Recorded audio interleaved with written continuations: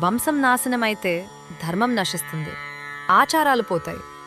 ఆ భవిష్యత్తు పరిణామాలను ఊహించి అర్జునుడు యుద్ధం వద్దంటున్నాడు. కథం న జ్ఞేయమస్మాభిః పాపాదస్మాన్నివర్తితుం కులక్షయకృతం దోషం ప్రపశ్యద్భిర్జనార్దన. ఓ జనార్దన, వంశనాశనం వల్ల కలిగే దోషాన్ని స్పష్టంగా చూడగలిగే వివేకం ఉన్న మనం ఈ పాపకార్యం నుండి విముక్తులం కావడానికి ఎందుకు ప్రయత్నించకూడదు? కౌరవులు దురాశతో వివేకాన్ని కోల్పోయి యుద్ధానికి సిద్ధపడ్డారు. కాని పాండవులకు, ముఖ్యంగా అర్జునుడికి ధర్మం తెలుసు. తప్పు చేసేవాడికి తెలియక చేసినా, తెలిసి చేస్తున్న మనం కూడా అదే బాటలో నడిస్తే అది మనకు మరింత పెద్ద పాపం అవుతుంది కదా అని అర్జునుడి వాదన.